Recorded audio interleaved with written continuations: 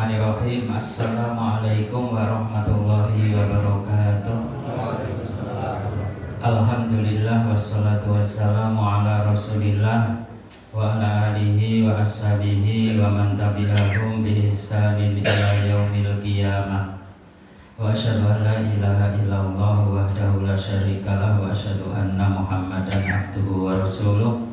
Ya ayyuhalladzina amanu taqullaha haqqa tuqatih wa la tamutunna illa wa antum muslimun. Bapak Ibu hadirin jamaah pengaosan ingkang tansah mugi dipun mulyakaken dening Allah, Mas Mbak adik-adik ingkang mugi tansah dipun paringi semangat menuntut ilmu. Sami sehat saya Bapak Ibu. Alhamdulillah. Sebelah saya ada sembako, ini bukan serangan fajar ya. Tidak ada kaitannya dengan pemilihan ya. Oke Bapak Ibu semuanya, alhamdulillahirobbilalamin, bersyukur kepada Allah Subhanahu wa taala yang telah menganugerahkan kenikmatan yang banyak pada kita semuanya. Pada malam hari ini Allah Subhanahu wa taala memberikan kesempatan kepada kita semuanya untuk melanjutkan thalabul ilmi. Saya tadi jam 7 ngajar ya, kemudian jam 9 ini ngantar jamaah ke biro. Ternyata paspornya harus hari ini, saya di Solo tadi jam 12.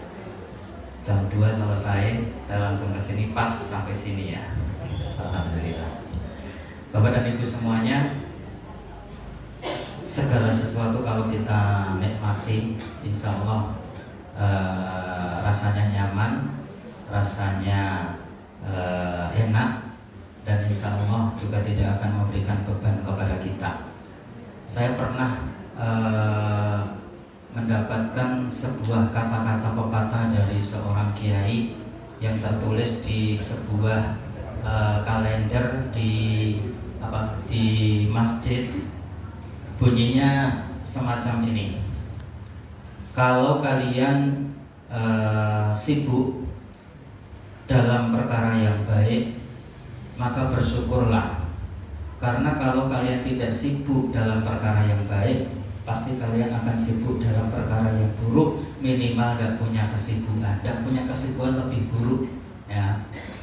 Kemudian punya kesibukan yang jelek lebih buruk ya. Kalaupun kita punya banyak kesibukan, pekerjaan kita banyak dan banyak sekali, bersyukurlah asalkan kesibukan kita ini hal-hal yang baik, daripada kesibukan kita perkara-perkara yang buruk. Ada orang yang seluruh waktunya habis ya untuk ngurusi chatting-chatting yang tidak bermanfaat, bahkan yang isinya dosa ya. Lebih baik kita sibuk sesibuk apapun, asal kesibukan kita bisa memberikan manfaat bagi kita, dunia kita dan akhirat kita. Kalau kita nggak sibuk, malah kita nggak punya kesibukan, nanti juga repot juga, begitu ya. Juga ada sebuah pepatah tertulis di kampus Tikes Surya Global Yogyakarta ya, kalau guru itu hanya mengajarkan ilmu saja, maka guru akan dikalahkan oleh Google, gitu ya. Betul nggak? Ya. Tapi kalau guru itu mengajarkan ketakwaan, adab dan budi pekerti yang baik, maka guru tidak akan bisa dikalahkan karena Google tidak punya. Betul? Ya, jadi kalau kita menjadi guru, menjadi pendidik, menjadi orang tua, jangan sekadar mengajarkan ilmu saja. Kalau ilmu, Google lebih pintar, dosen ya nggak mesti lebih pintar dari muridnya, bisa jadi muridnya lebih pintar ya. Tapi kalau guru itu mengajarkan ilmu ya, mengajarkan adab, mengajarkan ketakwaan, mengajarkan kebaikan, itu Google nggak punya, jadi nggak akan bisa dikalahkan. Begitu ya Bapak Ibu semuanya. Oke. Pada kesempatan malam hari ini tak lupa kita ucapkan salam dan sholawat semoga dilimpahkan kepada junjungan kita Nabi Agung Nabi Muhammad Sallallahu Alaihi Wasallam. Demikian juga kepada keluarganya, kepada para sahabatnya dan kepada umatnya semua. Saya nanti insya Allah jam 7 ini mau start ke Solo lagi ya, karena tetangga saya meninggal dunia dan itu murid saya ya, murid saya yang apa istilahnya paling dekat yang selalu membiayai dakwah ya. Bapaknya meninggal, jadi sini nanti sama saya telah janji di sini, jadi nanti saya habis sisa saya langsung ke sana lagi. Ya mudah-mudahan capeknya juga manfaat gitu ya.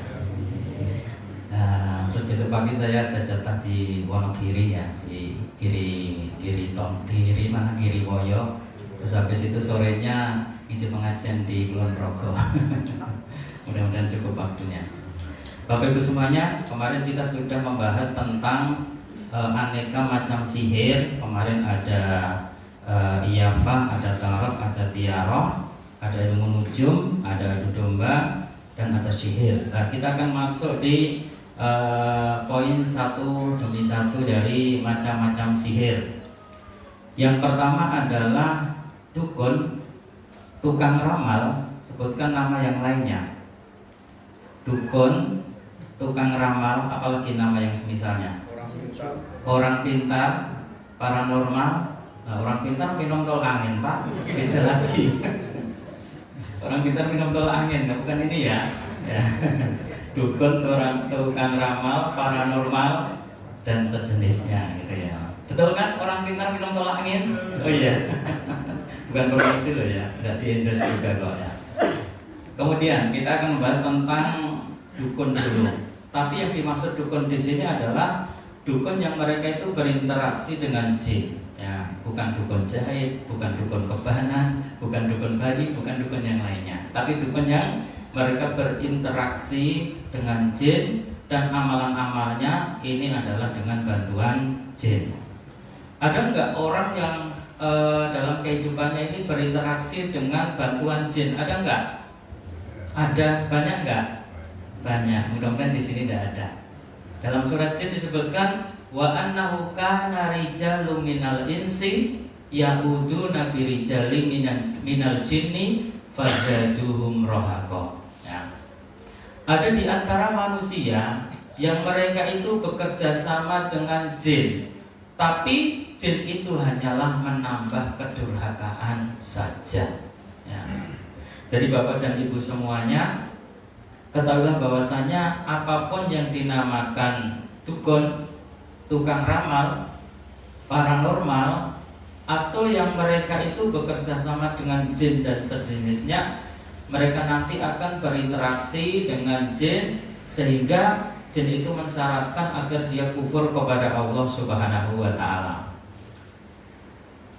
Dukun adalah seseorang yang mendapatkan wangsit dari jin atau setan, di mana mereka mencuri berita dari langit. Allah Subhanahu wa Ta'ala berfirman dalam surat Syu'ara ayat 221 223. A'udzu billahi minasyaitonir rajim. Hal unabbiukum 'ala ma tanazzalus syayatin. Tanazzalu 'ala kulli affakin asim. Yulquna as-sam'a wa aktsaruhum kadhibun. Apakah akan aku beritahukan kepada kalian kepada siapa setan-setan itu turun? Mereka turun kepada tiap-tiap pendusta lagi yang banyak dosa. Mereka menghadapkan pandangannya kepada setan itu, dan kebanyakan mereka adalah orang-orang yang suka berdusta. Apakah ramalan jin atau setan, apa yang bekerja sama dengan dukun, apakah ramalan dukun itu kadang-kadang benar? Iya. Kadang-kadang salah? Iya. Lebih banyak salahnya apa benarnya? Salahnya. Yang dipercaya yang benar apa yang salah? Yang benar. Ya. Jadi kalau dukun itu meramal 100 kali, benar 2 kali, maka yang dipercaya 2 kalinya. Dia lupakan 98 kalinya yang salah. Misalnya ada pilkada gitu ya. Kemudian masing-masing pergi ke dukun agar masing-masing menang. Apakah dukun bisa memenangkan semuanya? Ini sudah kesalahan yang fatal ya. Dukun tidak bisa memenangkannya. Maka banyak ya di belakang sekolah baru saya itu kan istilahnya kuburan tua ya.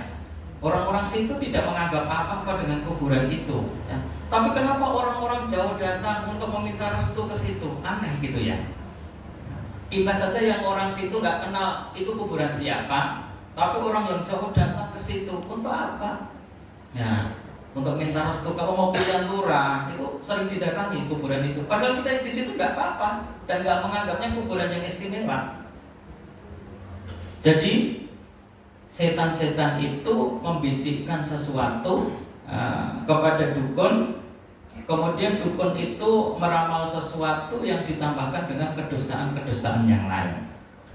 Kemarin ada pertanyaan di bulan yang lalu yang berkaitan dengan ini, bagaimana seorang dukun bisa mendapatkan bisikan dari syaitan, yang kemarin tanya pekan yang lalu ya, itu bulan yang lalu. Ini jawabannya ada di hadis yang akan saya bacakan ini. Wa idza qadallahu amra fis samawati darabatil malaikatu bi ajnihatiha khut'anan liqaulihi.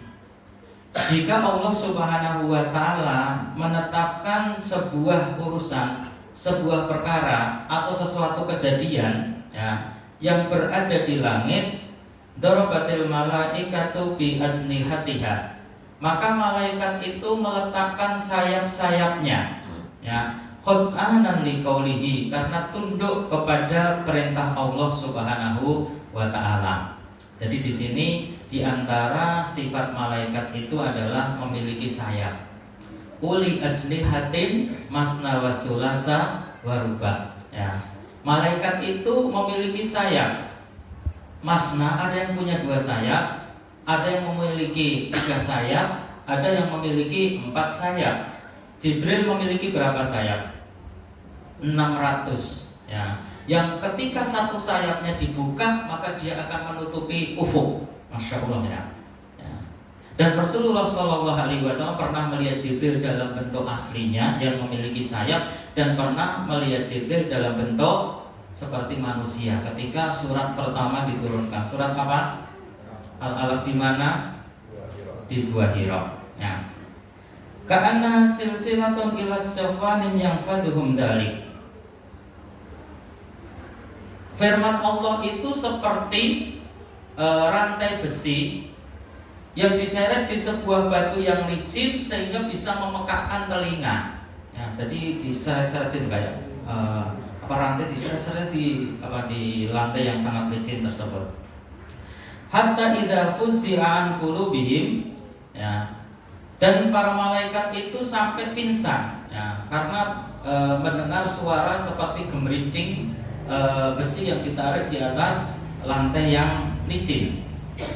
Hatta fuzi'an qulubihim, sampai ketika mereka itu sudah sadar dari pingsannya, qalu madza qala rabbukum, apa yang difirmankan oleh Allah Subhanahu wa taala, qalul haq wa huwal aliyul kabir.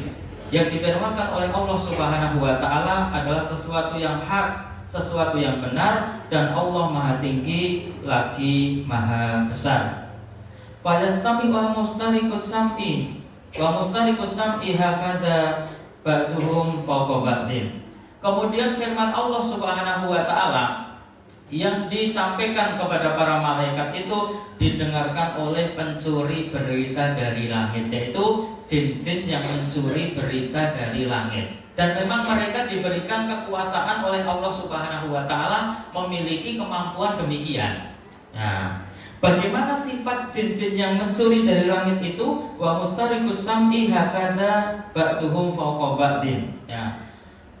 Pencuri berita dari langit itu demikian dan demikian satu di antara yang lain. Ya. Wa wasafa Sufyan bi kafaihi. Sufyan menceritakan bagaimana bentuk jin itu yang saling tindih menindih. Faharrafaha wa baddada baina asabihi. Jadi ini dibuka, kemudian gini ya. Jadi jin itu dari yang berada di bumi, kemudian punggli-punglian, apa ya Jawanya itu ya, pundak-pundakan begini. Sofyan itu mengibaratkan tangannya itu direnggangkan, dibuka, kemudian direnggangkan, kemudian diginikan. Jadi jin itu saling bertindih-tindih sampai dia bisa mencapai ke langit ya. Itu disifatkan atau digambarkan oleh hadis Rasulullah SAW ini ya. Kemudian fayasma'ul kalimata, kemudian setan atau jin yang berada di paling atas itu mendengar sebuah kalimat yang difirmankan oleh Allah Subhanahu wa taala. Fayulqiha ila man tahtahu. Kemudian berita itu disampaikan dari jin yang paling atas yang mendengar firman Allah sampai jin yang paling bawah ke bawahnya ke bawahnya ke bawahnya ke bawahnya. Ya, berapa jumlahnya Allah yang Maha tahu. Dan mereka diberikan sifat oleh Allah Subhanahu wa taala untuk bisa melakukan ini. Pernah mendengar cerita bentuk setan itu seperti apa? Seperti apa? Ada yang kayak genderuwo gitu kan ya katanya. Ada gede banget gitu ya. Ada menjulang tinggi ke langit. Jadi ya sangat memungkinkan sekali ketika jin itu saling pundi-pundian untuk bisa mencapai langit sehingga bisa mendengarkan firman Allah Subhanahu wa taala. Summa yulqiha al-akhiru ila man tahtahu. Kemudian yang dari atas menyampaikan di bawahnya sampai kepada yang terakhir, hatta yulqiha anil lisanis sahir, sampai berita itu didengarkan oleh atau sampai ke lisannya atau diterima oleh tukang sihir atau dukun, abil kahin atau dukun. Farubbama atrakahu syihab qabla ayyulqiha. Kadang-kadang setan yang mendengar berita itu, kan beritanya tidak hanya satu. Kadang mendengarkan berita kemudian mereka itu dilimpar oleh meteor. Jadi ada salah satu fungsi daripada bintang itu adalah untuk melempar setan. Salah satu fungsi bintang. Ya. Sehingga apa? Ketika mereka mendapatkan berita dari langit itu, ada sebagiannya yang mereka itu terkena lemparan meteor atau bintang dari langit. Warubbama alqaha qabla ayyudrikahu fayubdahu ma'aha mi'ataka dibatin. Ya. Dan bisa jadi mereka itu terkena lemparan sebelum berita sampai ke tukang sihir, atau bisa jadi mereka terkena lemparan setelah berita itu sampai ke tukang sihir. Fayubdahu ma'aha mi'ataka dibatin. Tetapi dukun itu menambah cerita dan berita itu dengan 100 kedustaan. Jadi mendengar satu berita ditambah berapa? 100 kedustaan. Fayuqalu, maka dukun mengatakan, alaisa qad qala lana yauma kadza wa kadza fayusaddiqu bitilkal kalimah allati sumi'at minas sama. Nah, kemudian dukun itu mengatakan, bukankah aku pernah mengatakan hal demikian dan itu betul? Orang percaya. Bukankah aku pernah mengatakan yang demikian dan itu betul? Iya. Bukankah pernah mengatakan dan tidak betul? Ya, banyak sekali. Jadi sebenarnya dengarnya cuma satu tapi tambahnya 100. Ya, jadi kadang-kadang berita itu betul, kadang-kadang berita itu salah. Tapi banyak manusia yang mempercayai satu yang betul tapi melupakan 99 yang salah. Jadi sifat mengapa kadang-kadang dukun atau tukang sihir itu kok mereka tahu berita dari langit, karena apa? Berita dari langit itu disampaikan atau dicuri oleh jin-jin yang tugasnya mencuri berita dari langit. Dan itu memang Allah Subhanahu wa taala jadikan semacam itu ya, sudah sesuai dengan kehendak Allah. Ya, kenapa Allah tidak memutus berita itu saja? Ya tidak demikian, memang dibikin semacam itu. Kayak misalnya kita, kenapa kok kita dijadikan iman, kok kita dijadikan kafir? Ya begitu, biar ketika nanti ada orang itu dimasukkan ke dalam neraka, ada alasan bagi Allah. Dulu kalian sudah diseru, diajak, kemudian kalian ada yang menolak, kalian ada yang menerima. Biar ada hujah bagi Allah Subhanahu wa taala untuk umatnya ini, begitu.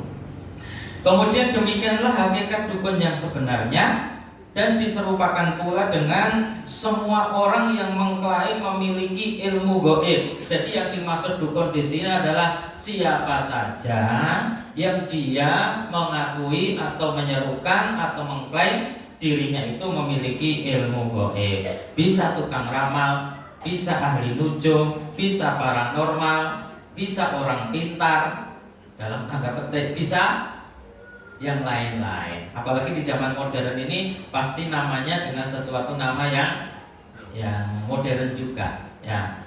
Kalau Bapak Ibu semuanya tahu, pernah dengar tuyul, pernah ya? Ya. Ada nggak kira-kira? Ada nggak? Ada, faktanya ada kan? Ada. Ya, bisa nggak tuyul ini dibeli di Google atau online? Bisa, jangan buka aja jual beli tuyul. Ada di Google jual beli tuyul juga ada. Mungkin di TikTok juga ada ya. Apa sih yang nggak bisa dijual di TikTok? Saya kemarin beli pensi ini pensi ini ya 20.000 dapat 20, satunya cuma 1.000. Ya pensinya kayak gini nih. Ya enak juga sih dipakai walaupun ya, tipis ya. Tapi ya namanya uang 1.000 ya. Ya tahu susun aja 1.000 ya pensi 1.000 bisa tahan lama ya. Apa sih yang nggak bisa dijual di zaman modern sekarang? Masya Allah, jabatan bisa dijual. Iya. Oleh karena itu siapa saja orang dan bagaimana caranya, jika dia menyampaikan berita-berita gaib tanpa bukti yang kuat, maka dia bisa disebut dukun atau yang semisalnya. Ya. Dan inilah salah satu kafirnya dukun, yaitu karena mereka mengklaim dia memiliki ilmu gaibnya. Padahal apa? Ilmu gaib itu hanyalah milik Allah Subhanahu wa Ta'ala. Kemudian ilmu gaib ini adalah kekhususan dari Allah Subhanahu wa Ta'ala. Qul la ya'lamu man fis samawati wal ardi wal ghaiba illallah wa ma yash'uruna ayyana yub'atsun. Katakanlah tidak ada seorang pun di langit dan di bumi yang mengetahui perkara yang gaib. Tidak ada. Kalau sampai ada orang yang mengaku tahu yang gaib, tahu sesuatu kejadian yang akan datang, bisa meramalkan tentang sesuatu kejadian yang akan datang, ya, kecuali apa? Pasti dia telah diberitahu oleh syaitan dan dia termasuk kafir kepada Allah Subhanahu wa Ta'ala, seperti dukun yang mereka meramalkan sesuatu. Baik dia mendengarkan dari perkataan jin yang menyampaikan berita kepada dia, ataupun sesuatu yang dia tambahkan dengan 100 kedustaan. Nah, di antara praktek perdukunan adalah menggunakan sarana tertentu seperti satu, menggaris di atas tanah. Ya, jadi satu itu tanah digaris-garis untuk meramalkan nasib seseorang. Ya. Yang kedua, melihat garis-garis tangan. Coba tangannya semua dilihat garisnya. Coba dilihat Bu, tangan jenengan. Coba bandingkan dengan sebelah jenengan. Ya, podo enggak gonmu garis tanganmu dengan garis tangan yang lainnya. Nah, ini diramal. Oh, nek garis tangannya kayak gini itu, ya nasibnya bulan depan demikian. Ya, rezekinya demikian, jodohnya demikian, ya, dan sebagainya. Kemudian melihat air di dalam baskom. Ya, kalau di sinetron ada ya. Ya, jadi caranya mau disihir itu dengan cara melihat sesuatu yang diterka atau dikira-kira atau diramalkan dari air yang ada di dalam baskom. Melihat bintang atau meramalkan dengan bintang. Misalnya seorang yang lahirnya bulan September, bintangnya Virgo misalnya. Bulan depan itu nasibnya demikian, rezekinya demikian, jodohnya demikian, kesuksesannya atau kesuksesannya demikian. Meramalkan hal yang semacam itu merupakan bagian dari perdukunan, baik dengan cara yang dulu ataupun dengan cara di zaman modern seperti sekarang ini. Coba kalau Bapak Ibu pernah lihat TikTok ya, biasanya begini, sebutkan atau kirimkan gambar pasangan Anda, saya akan menebak di dalamnya ada. Kita ada nggak di TikTok? Iya, di dalamnya ada korin nggak? Di dalamnya ada penunggunya nggak? Di dalamnya ada yang ganggu nggak? Ya, begitu ada di TikTok. Kan TikTok nggak harus kita buka, kadang-kadang jalan sendiri gitu ya. Kita lihat ya. Ramalan-ramalan semacam itu merupakan bagian daripada perdukunan. Saya sarankan untuk tidak misalnya lewat, untuk tidak dibuka, karena nanti bisa mempengaruhi hati. Ya, kayak ramalan-ramalan yang ada di Google di halaman depan. Ya, cuma itu sudah muncul ya. Orang yang lahir bulan ini rezekinya demikian. Dari ramalan perbintangan. Mungkin kita iseng-iseng baca biar tahu pengetahuan. Ternyata apa? Bulan depan ya, ramalannya sama dengan kejadian yang kita alami. Bisa-bisa hati kita terpengaruh. Gak usah dibaca saja. Daripada hati kita terpengaruh, besok kalau ada ramalan lagi, akan mencoba dicocokkan lagi. Ternyata yang bulan besoknya kok cocok lagi. Nah, nanti pakai ilmu cocok logi. Nah, ya, jadi cocok gitu. Nah, itu termasuk bagian daripada ilmu perdukunan. Kemudian, padahal hal itu hanya sekedar untuk mengelabui saja sehingga muncul kesan bahwasanya berita tersebut ada sandarannya. Namun pada hakikatnya berita yang disampaikan oleh dukun tersebut adalah bisikan dari syaitan, curian dari langit yang bercampur dengan 100 atau bahkan 1000 kedustaan yang dibuat oleh dukun itu sendiri. Dengan demikian, para dukun itu dia tidak akan bisa melakukan perdukunan kecuali harus dengan melakukan sesuatu yang bisa mengeluarkan mereka dari Islam. Saya dulu pernah membaca seorang dukun yang usianya sudah lanjut, kemudian ingin mewariskan ilmunya kepada anaknya karena khawatir dia akan mati. Kalau memang dia bisa memperpanjang umur, kenapa umurnya tidak diperpanjang? Ya, itu salah satu gobloknya dukun gitu. Ya, dia bisa meramalkan orang, bisa membuat seseorang bisa mendapat manfaat atau madorot, tetapi untuk dirinya sendiri mencegah madorot yang timbul dari dia tidak bisa. Ya, itu sebuah kedustaan. Kemudian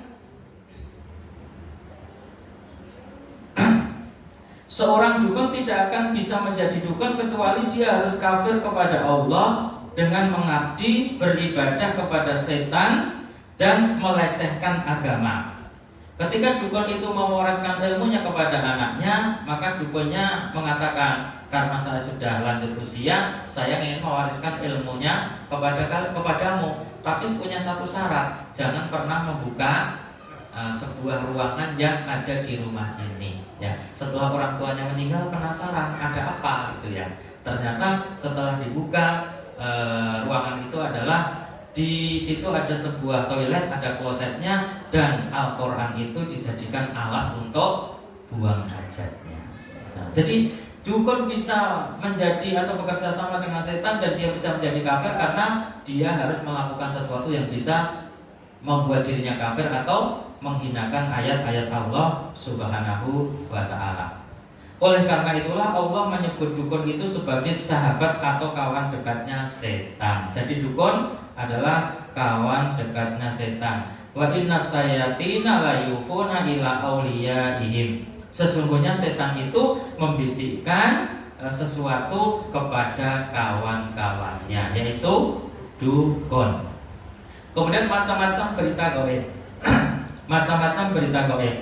Terdapat dua macam berita gaib. Satu, gaib hakiki, yaitu berita gaib yang tidak ada seorang pun yang mengetahuinya kecuali Allah Subhanahu wa ta'ala, atau orang-orang yang diridhai oleh Allah Subhanahu wa ta'ala untuk mengetahuinya dari kalangan para rasul. Misalnya Rasulullah meramalkan perkara-perkara yang akan terjadi pada masa yang akan datang, itu karena wahyu dari Allah Subhanahu wa ta'ala. Ya. Bahkan banyak hal ketika Rasulullah SAW ditanya oleh para sahabatnya, Rasulullah tidak bisa menjawab kecuali setelah turunnya wahyu. Ya. Bahkan Rasulullah sendiri dikenal dengan ummi, tidak bisa baca dan tidak bisa nulis. Itu pun masih dituduh Al-Quran itu karangan Nabi Muhammad. Enggak mungkin mau nggak bisa baca, nggak bisa nulis, kok bisa ngarang kitab setebal itu dan sebagus itu.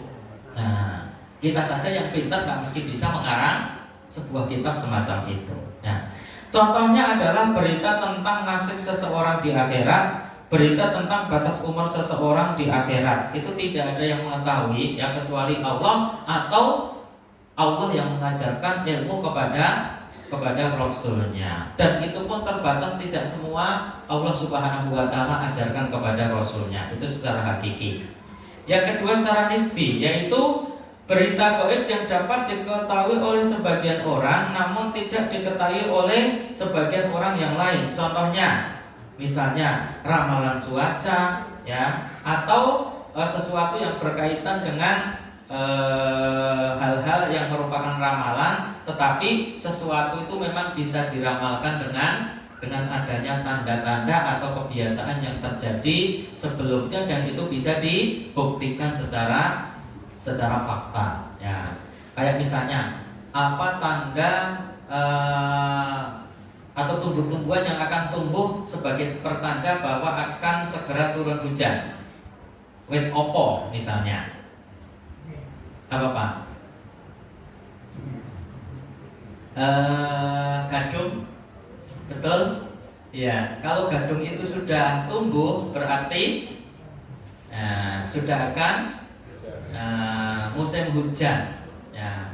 Terbukti nggak secara kebiasaan kita secara turun temurun? Iya. Ya. Dan mungkin kalau dilakukan penelitian ya bisa, itu tidak masalah. Atau ramalan-ramalan cuaca. Ya. Ya kira-kira memang bisa dipertanggungjawabkan secara keilmuan, maka ini ya hukumnya tidak apa-apa. Ya. Barang siapa yang menyatakan bahwa dirinya mengetahui ilmu yang gaib, ya berarti dia termasuk bagian daripada ilmu perdukunan, kecuali dengan sebab-sebab atau tanda-tanda yang biasa terjadi, atau dengan ilmu-ilmu khusus yang hanya diketahui oleh seseorang tetapi bisa dibuktikan di dalam alam nyata ini. Kemudian hukum bertanya kepada dukun. Ya, hukum bertanya kepada dukun.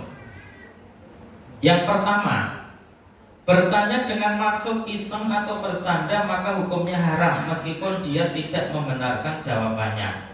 Bertanya maksudnya adalah iseng atau bercanda saja. Ya, bertanya kepada dukun hukumnya adalah haram meskipun dia tidak membenarkan jawabannya. Termasuk kalau yang di zaman modern sekarang, kalau ada perdukunan yang muncul di beranda TikTok kita atau media sosial kita, ya maka tidak usah ditanggapi. Nanti iseng-iseng malah seakan-akan Anda bertanya, dia menjawab, hati Anda terpengaruh, ya bisa masuk pada poin yang pertama yang diharapkan. Yang kedua, bertanya dengan maksud ingin membenarkan jawabannya, hukumnya adalah haram dan sholatnya tidak diterima selama 40 hari. Hadisnya, man ata arrofan fasa'alahu an syai'in fasaddaqahu lam tuqbalu sholatun arba'ina yauman. Barang siapa yang mendatangi tukang ramal atau dukun lalu menanyakan kepadanya tentang sesuatu perkara dan dia percaya, maka sholatnya tidak diterima 40 hari. Banyak orang yang sakit sudah berobat ke sana nggak sembuh, ke sana nggak sembuh, mendengar dari tetangganya, saya pernah mendapat kabar dari teman saya berobat ke sana, ya, ternyata sana itu adalah dukun. Hati-hati ya. Nah, sakit itu adalah ujian, tapi jangan sampai keimanan kita ini dikalahkan dengan adanya ujian tersebut. Kalau seseorang bertanya kepada dukun dan dia membenarkan jawabannya, maka tidak diterima sholatnya 40 hari. Hadis riwayat Abu Dawud.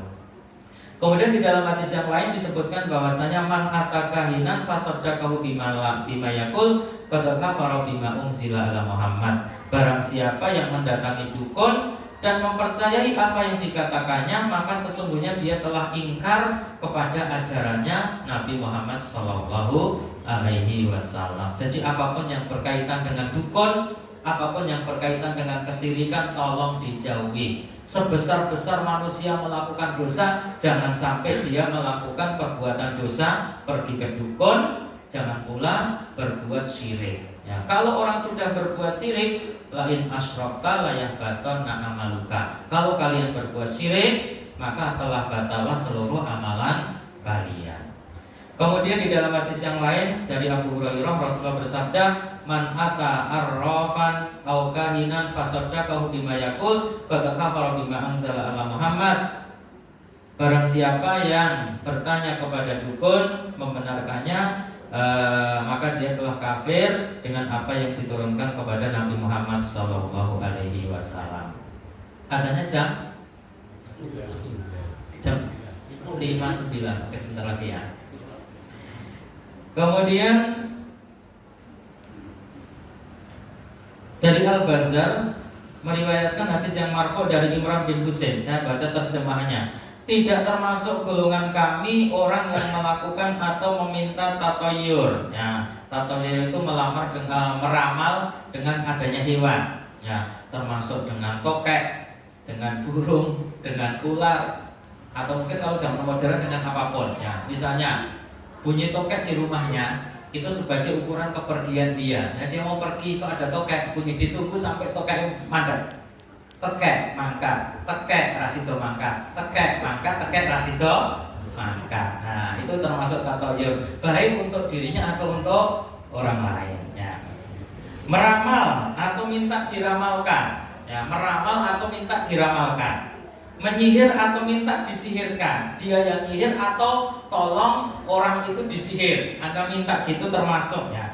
Barang siapa yang mendatangi tukang ramal lalu mempercayai apa yang diucapkannya, sungguh dia telah kafir dengan wahyu yang diturunkan dari Nabi Muhammad SAW. 3. Bertanya karena memiliki keyakinan bahwa dukun mengetahui ilmu yang gaib secara mutlak, maka hukumnya adalah syirik akbar atau kufur akbar. Tanya kepada dukun karena dia meyakini dukun itu tahu semua hal yang gaib, maka ini kufur akbar. 4. Bertanya untuk mengujinya, apakah dia orang yang jujur atau dia dusta, bukan untuk mengambil jawabannya, maka hukumnya adalah boleh. Bertanya tapi sekedar untuk mengujinya, maka hukumnya adalah boleh. Tapi kalau orang tidak berilmu, jangan, takutnya nanti dia terpengaruh terhadap jawabannya. Yang terakhir, bertanya dalam rangka menunjukkan kedustaannya, kebohongannya, dan untuk mengingkarinya, maka hukumnya kadang malah dituntut menjadi wajib. Bertanya kepada dukun untuk menunjukkan kedustaannya, kebohongannya, dan kebobrokannya, dan kedustaannya karena dia bekerja sama dengan setan, maka pada saat-saat tertentu hukum ini bisa menjadi wajib. Tanya kepada dukun untuk menjatuhkan, ya. Tanya kepada dukun untuk memberikan ujian kepada dia bahwa perbuatannya itu salah, maka ini adalah sesuatu yang diperbolehkan. Bahkan pada kadar tertentu hukumnya adalah wajib. Dia wajib berdakwah kepada dukun itu agar dia sadar dari kesalahannya. Oke, masih ada 9 menit. Monggo yang mau bertanya.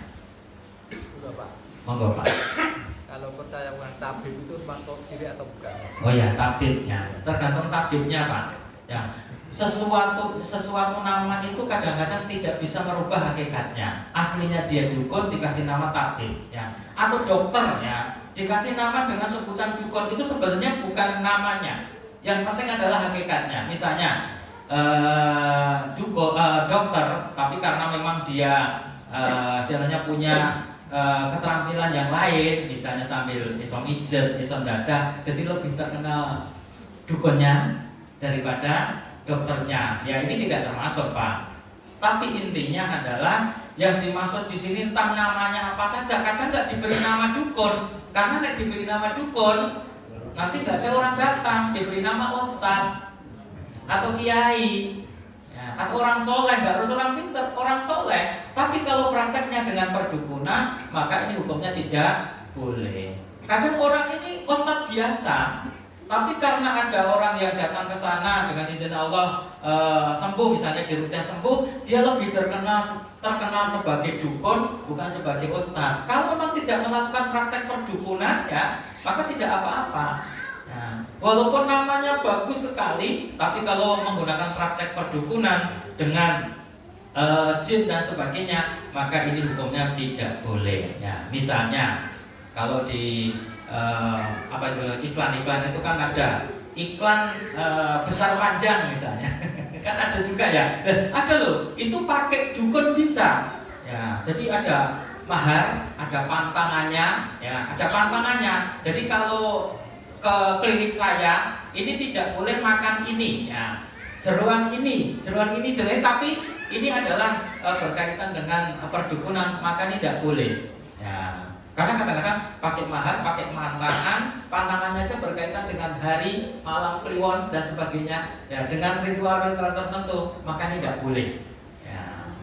Tapi kadang-kadang pengobatan itu ya dengan sesuatu yang sederhana saja, tapi bisa jadi menyembuhkan asalkan tidak ada keterkaitan dengan dukun, maka hukumnya adalah boleh. Tapi kalau ada keterkaitan dengan dukun, entah namanya ustadz, entah namanya habib, entah namanya tadi ya tabib atau namanya apa, kalau dia berinteraksi dengan dukun dan cara-caranya tidak terbukti secara syar'i atau qadari, ya, maka ini hukumnya tetap berdosa walaupun namanya tidak harus nama yang tidak baik. Walaupun namanya ustadz atau siapa, tapi prakteknya perdukunan, maka ini tidak boleh. Oke, monggo yang kedua. Oh, ibu-ibu, ada ibu-ibu. Nggih, ibu kalian nggih, Pak? Ibu-ibu.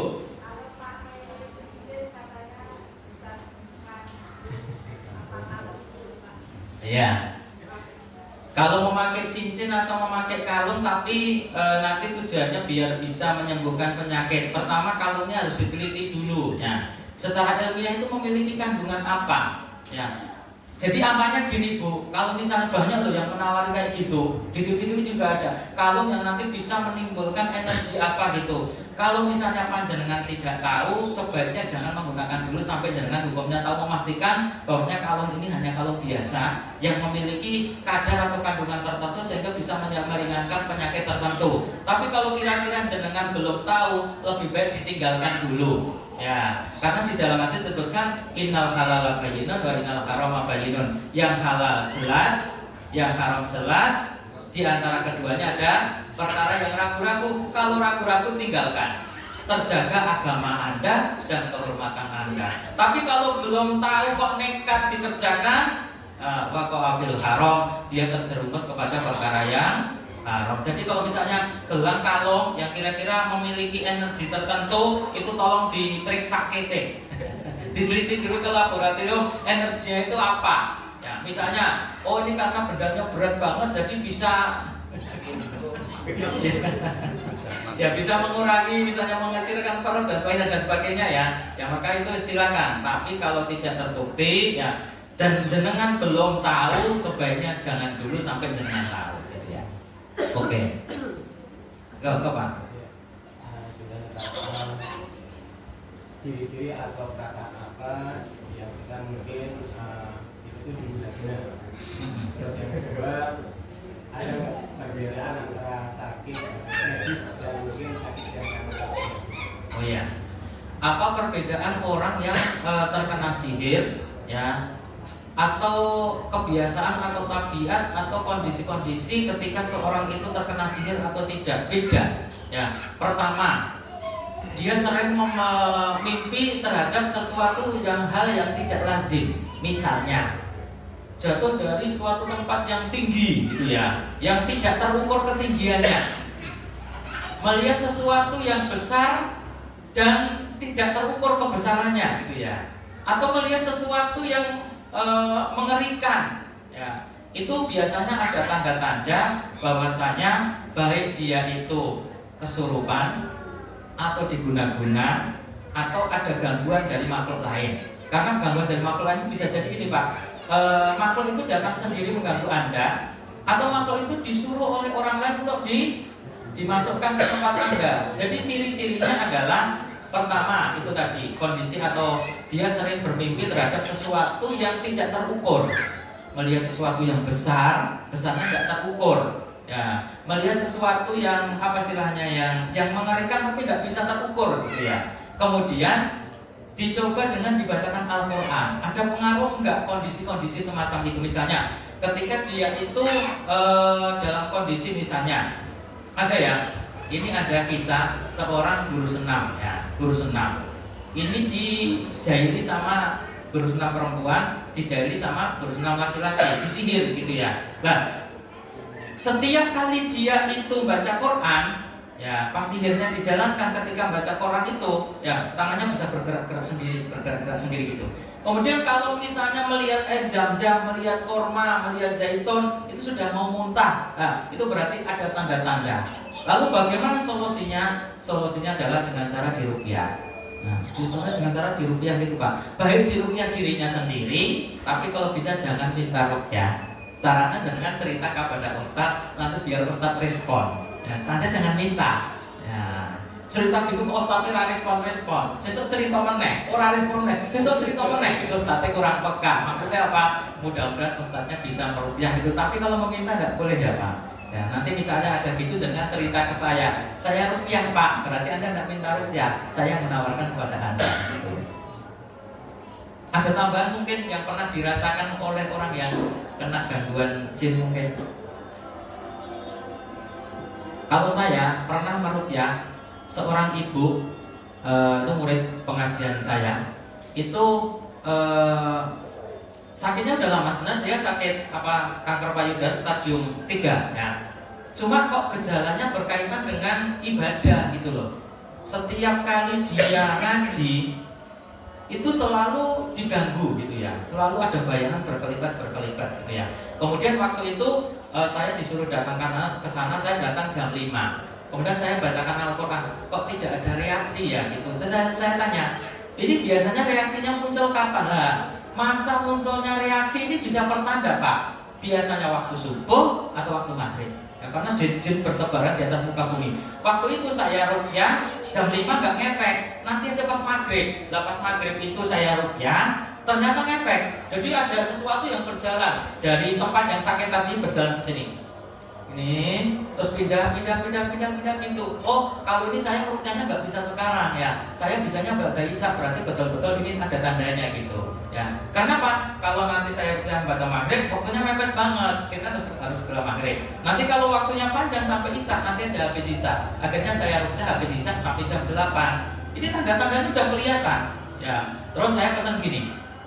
Saya kan jam 8 mau ke Jogja ya. Nanti kalau ada hal-hal yang aneh, nanti silakan video call sama saya. Ya. Terus saya lupa HP saya silent. Kemudian jam 00 nelpon saya berkali-kali gak saya angkat. Nelpon istri saya itu sambil tidur ngantuk-ngantuk ada yang video call.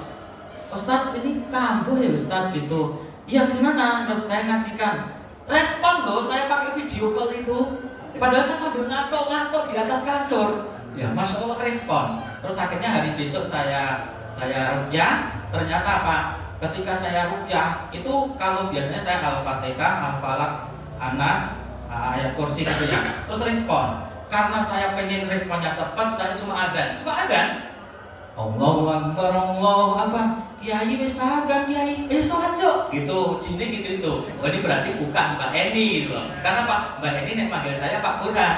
Ini dulu Kiai, berarti yang lain. Akhirnya kamu siapa? Enggak kok, aku cuma mau mau ngajak sholat. Enggak, ya kamu jin, betul. Iya, kamu tinggal di mana? Aku tinggal di bawah pohon bambu gitu ya. Akhirnya Pak, hari saya Islamkan. Setelah saya Islamkan, kemudian dia keluar. Kamu pergi yang jauh. Nah, besoknya kamu lagi ditinggal suaminya sholat maghrib karena dia pengen apa? Dia itu pengen sholat sepi banget kan. Dia mengeraskan bacanya Al-Fatihah. Tiba-tiba di belakangnya diamini sama dia.